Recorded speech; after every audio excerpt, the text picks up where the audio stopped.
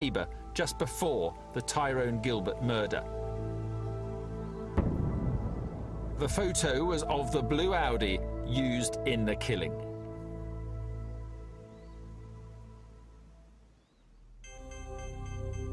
The evidence against Joyce, Amos and the rest of the Gooch gang was substantial, and one by one, they were all arrested.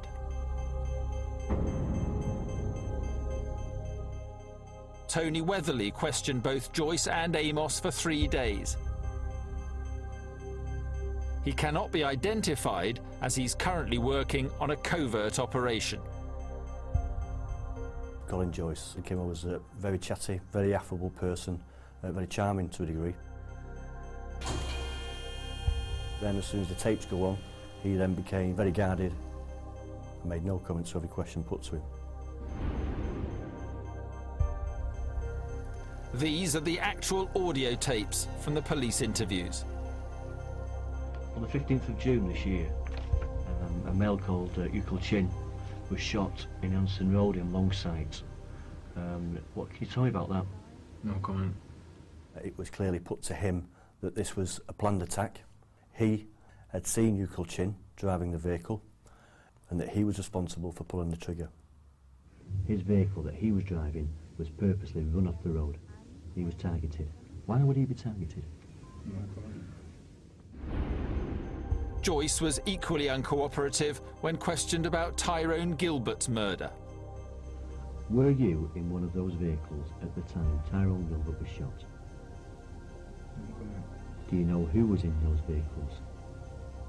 No comment. Were you one of the gunmen? No comment.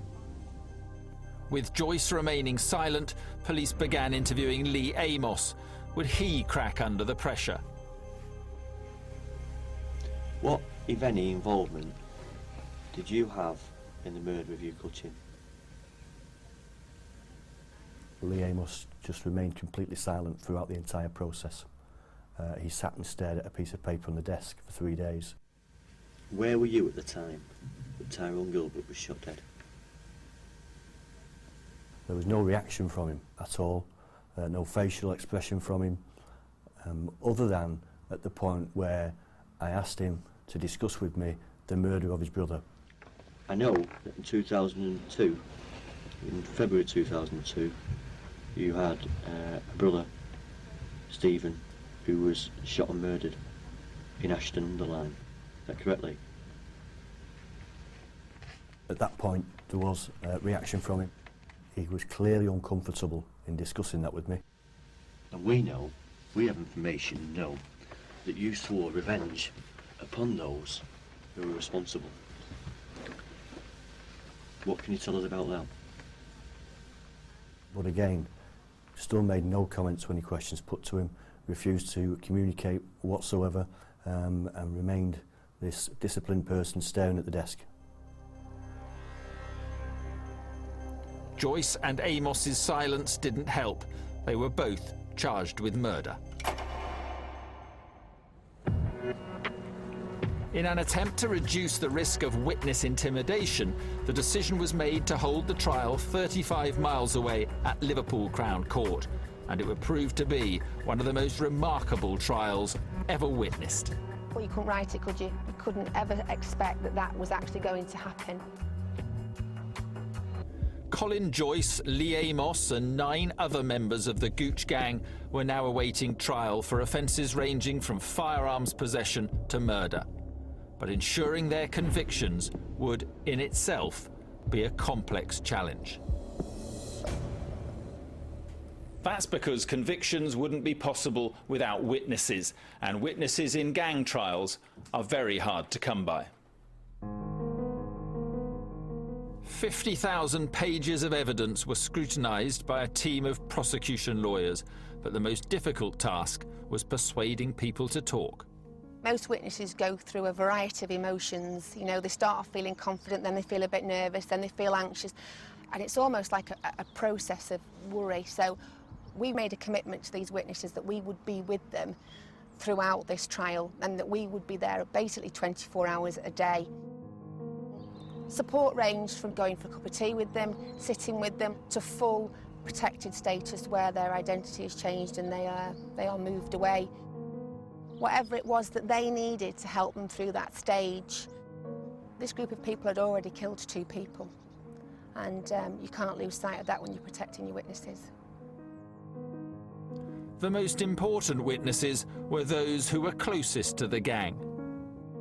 We heard evidence from people who'd been associating with the gang members for a period of 4 years. Some of them admitted their own criminality, the fact that they were engaged in gang activity, drug dealing, possession of firearms.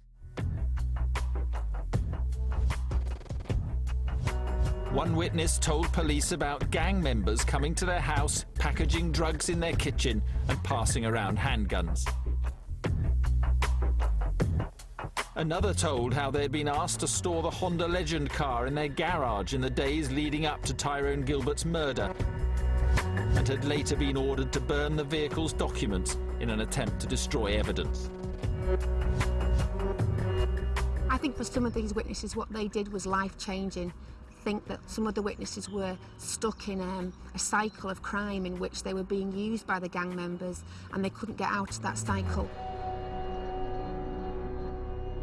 The threat of witness intimidation was very real. One of the defendants managed to get hold of a mobile phone in his prison cell and telephoned one of the key witnesses and made a plea to him not to give evidence. Narada Williams was the man who made the call. Amazingly, the witness managed to record the conversation. Between me and you, I can't take this prison no more. I've been in here a year, bro, and if they sentence me, I'm never gonna come out, bro. I can't handle it. He was obviously shaken up by it because he believed that they knew where he was by the fact that he'd received the phone call. I remember him saying that he thought at one point they might be outside. Help us out, man. Help us out. I'm begging you. I ain't got nothing no more. I got nothing. Only thing that I can think of, and I know you're gonna disagree with me, is just say, yo, I tell you the truth. I've been lying. You can't get thrown in pen. They can't throw you in pen. I'm telling you that now. They can't throw you in pen. Well, you couldn't write it, could you? You couldn't ever expect that that was actually going to happen. And I've not spoken to that witness since, but he got through it. Despite the intimidation, the community had had enough. With witnesses now pledging to give evidence, dawn broke on the day that Greater Manchester Police had feared might never arrive. The trial of the Gooch gang began.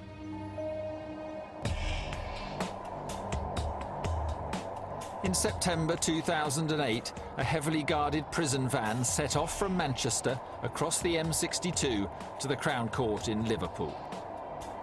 We were concerned that gang members may try to effect their escape from custody, and that's why I introduced the high security and armed escort between the two cities. The convoy would become a familiar sight. The trial was to be the longest and the largest in the history of Greater Manchester Police.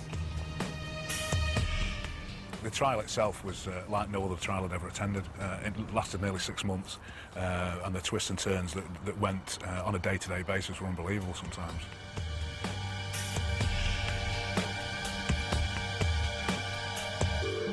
The atmosphere was electric. I recall it very well. There was over 100 people in the court itself. We had everything from anonymous witnesses to people whose voices were disguised, screens for many. We had covert routes in and out of the court. We had all kinds of things in place. The gang caused upset from the start. They shouted abuse to witnesses, shouted stuff to the prosecution. They didn't have any respect. They love to see people acting weak around them. They like to feel the power. Every day is like something inside burning up. To see they just sit there laughing.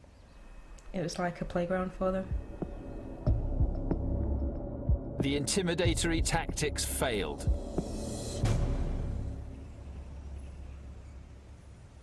We went into the court